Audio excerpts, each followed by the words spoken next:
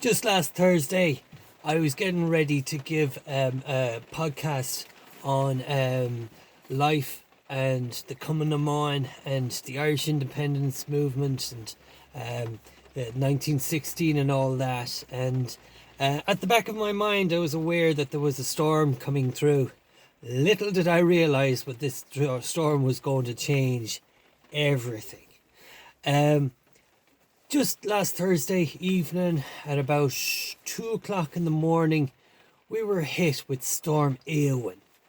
Storm Eowyn was basically, there was a supercharged air jet stream current flowing in a westerly direction, and it got caught up with a storm with Eowyn, and basically it supercharged the storm, and as a result of it, the entire country of Ireland was status red for nearly 12 hours. Is the most severest storm since 1957. And back then, the wind speed was at 137 miles per hour. And just there last week, Storm Eowyn, the strongest winds recorded were down in South Kerry at 138 miles per hour. As a result of it, thousands of telephone poles were knocked down. Thousands more trees were knocked down all over the place. Severe structural damage done to telecommunications masts, to farmyard structures, to businesses, to homes, and it was a scary, scary moment. And it took me back to around the same time as when COVID first started out. It was just a general feeling of anxiety and not quite sure what was going to happen. In my lifetime, I have never experienced more than 3 days without water, without electricity, and without mobile phone communications. So Friday evening or Friday morning, I found out I couldn't work. I couldn't work from home. I couldn't contact the office. The electricity was out. That was to be expected. So I went out, and myself and my dad, we went around the neighbourhood and we assessed the damage in our neighbours' properties. There was one of our neighbours, one of his small sheds had literally been lifted up into the sky and destroyed all the possessions that he had inside in the shed, a potting shed. But another farmer, he had a cattle shed. The corrugated steel had been blown off the roof. We inspected our own sheds, and what we found was that the smallest of gaps, where the wind from blowing in from the west would get in just under the lip of the piece of corrugated steel, and it would cause it to vibrate. And the stronger the wind blew against that piece of iron, the more it would vibrate, and the more it would loosen the nails that was holding it down. And of course, once it got to a certain point, that sheet of metal would be ripped off the roof, along with another or two or three other pieces as well.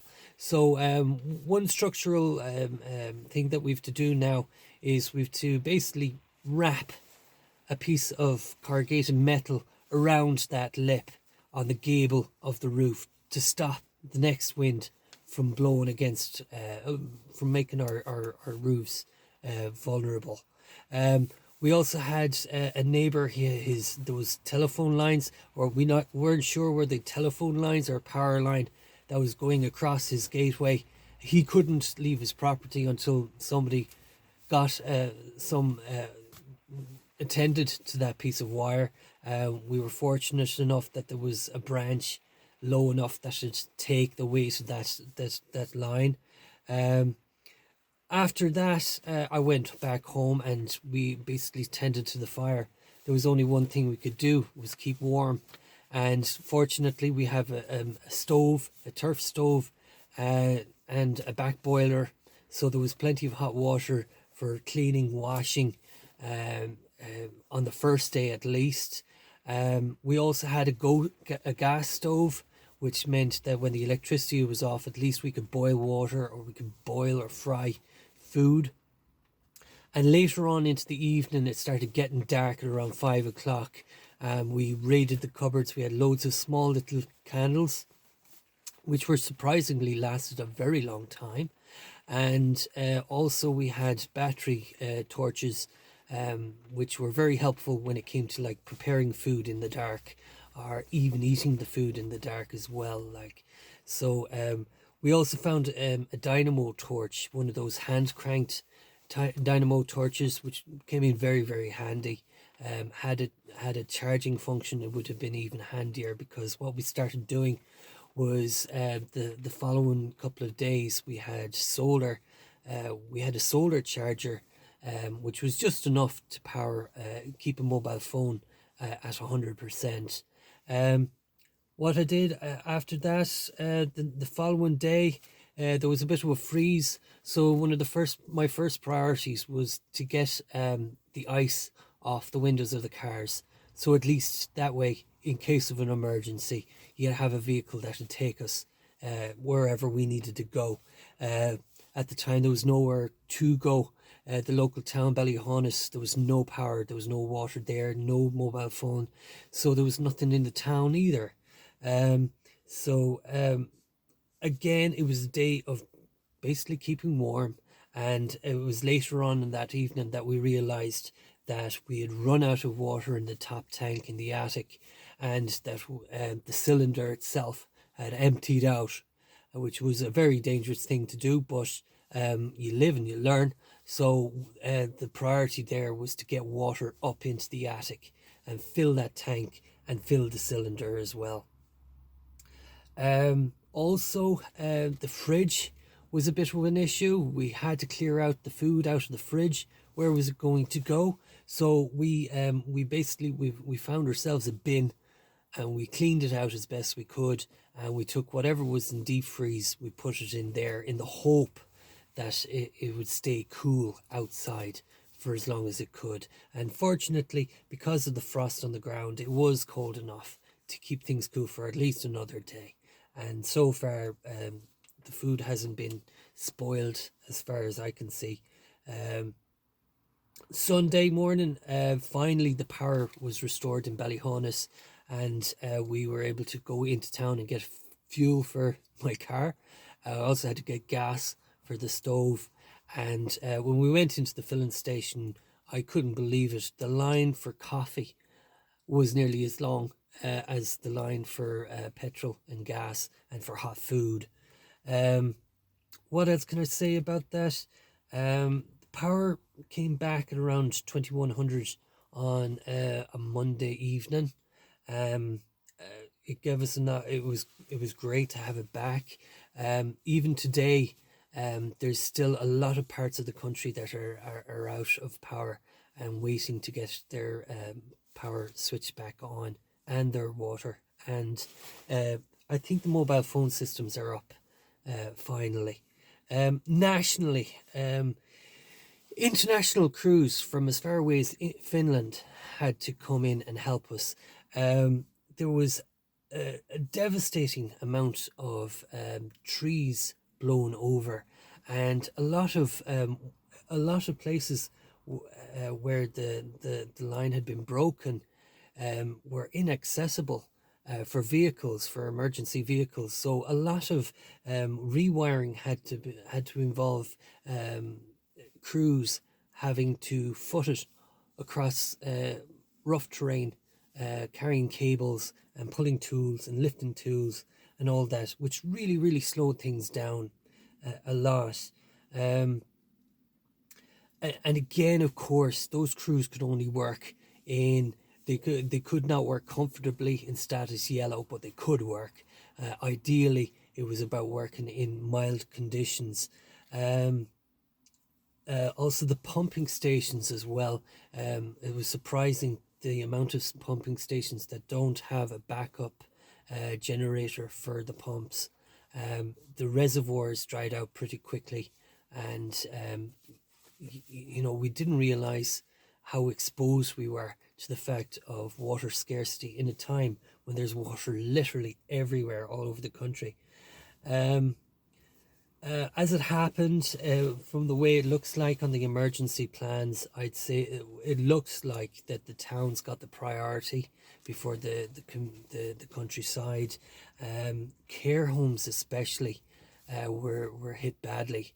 A lot of care homes, a lot of people had to be moved out of the care homes and put into B&Bs and hotels because the electricity generation, the lack of, and the heating was a big issue, and feeding them, of course. Um, what else could I say about that? Um, it caused a general amount of anxiety, and that was reflected on the roads as well, because I noticed myself when I had to drive into the office, there was a lot of people speeding, a lot of aggressive driving going on the N17, and it was down to the fact, I reckon, that people were very pissed off that they were let down, that there wasn't enough electricity, there wasn't enough of anything, and suddenly a lot of people were literally living in the dark ages and very frustrated at that. So some of the lessons that I took from over the weekend, over the last few days, is water. Normally it comes out of the mains, you don't even think about it, but over the course of the weekend, I found out you need hot water, you need clean water, you need toilet water, and you need drinking water. Four different types of water, all from the mains. But when there's no mains, where are you going to get your water? Fire. People with gas cookers were saved. It would have been better if we had a gas oven. At least we could fry or heat pizzas or things like that. But a gas stove, it's fine for pan frying and boiling water. But if you had an oven, you'd have more options. The turf stove as well, like the turf was very handy in keeping the house warm. In terms of structures, when it comes to structures in the west of Ireland, you can't beat concrete and steel.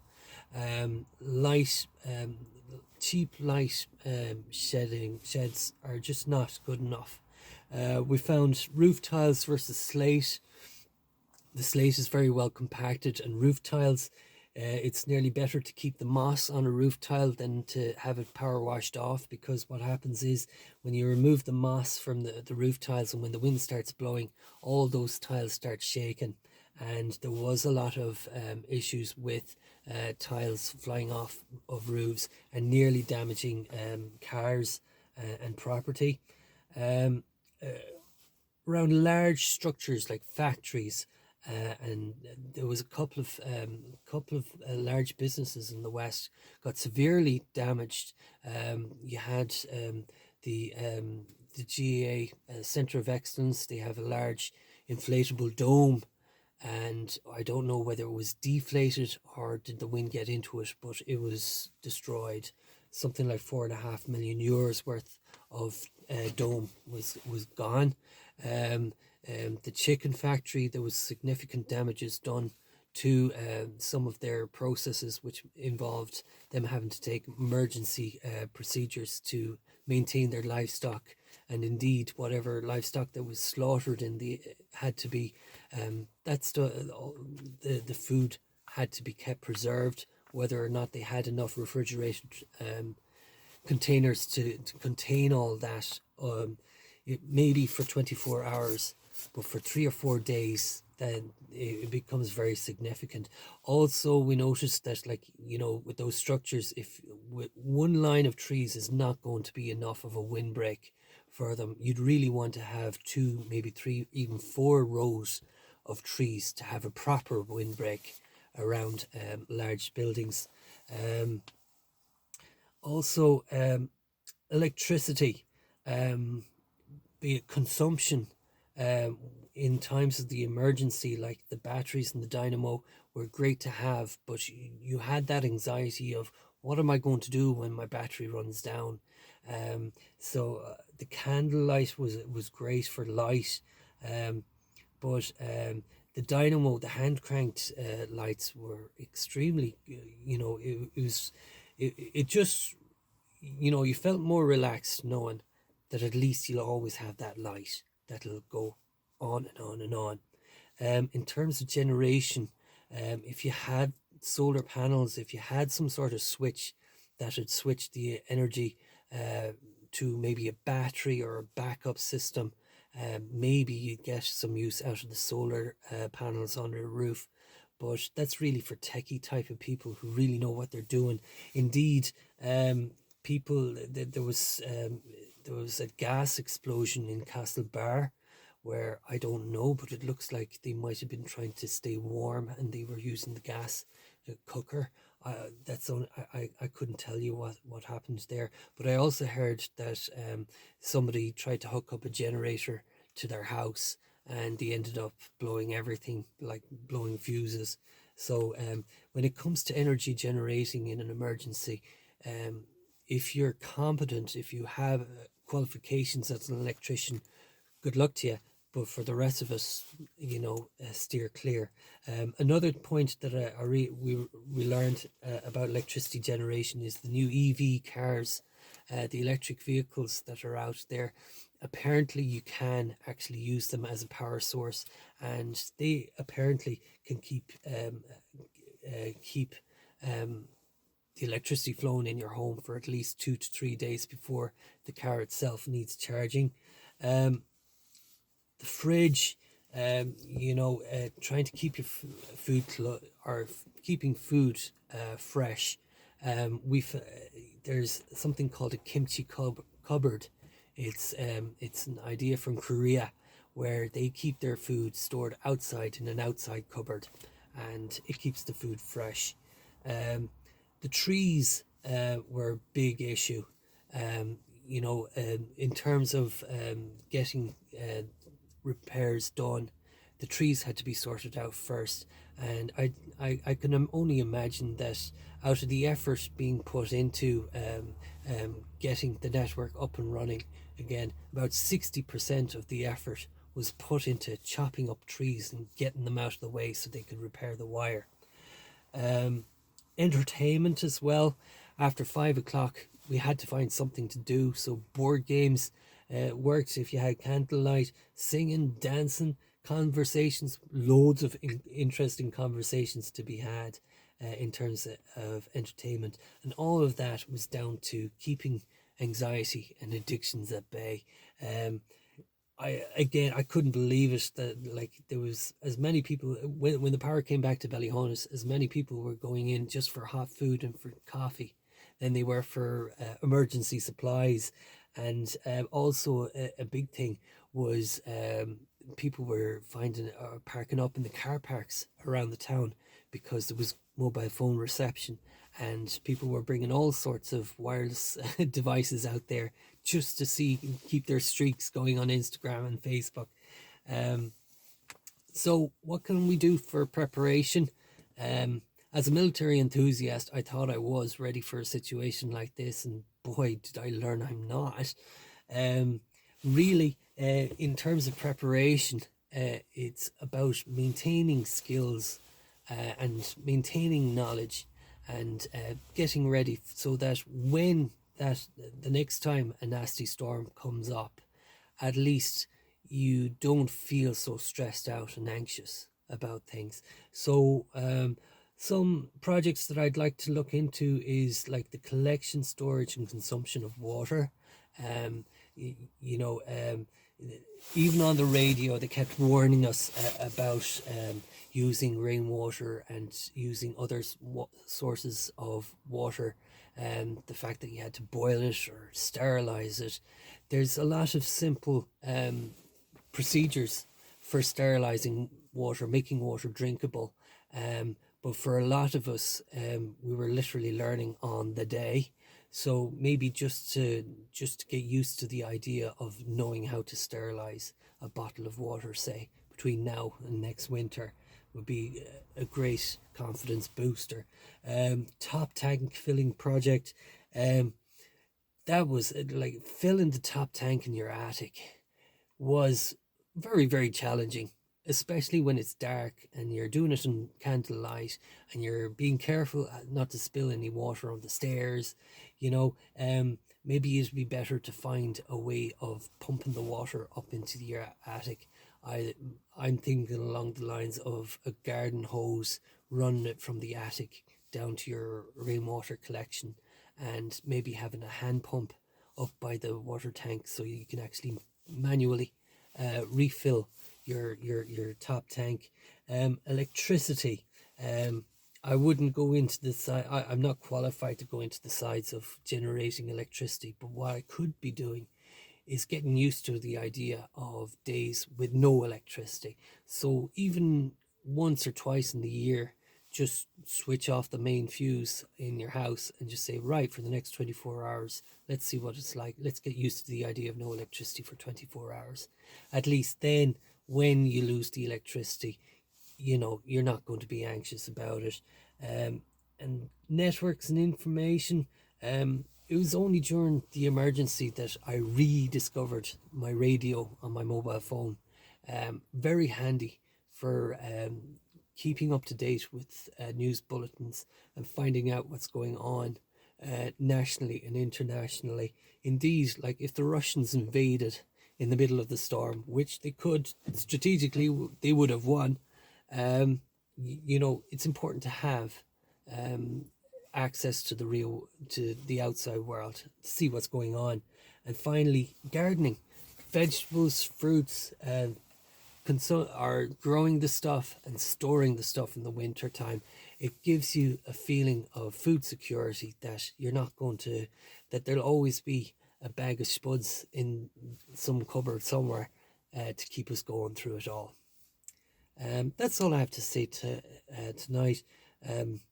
Yeah, a lot of lessons learned, and it just reminds me of the time that when COVID hit, the shock, the anxiety from the shock, that's what drew me, or the time when Ukraine got invaded as well. Like, it's those little shocks that motivate me towards keeping military enthusiasm going. That's all I have to say. Take care.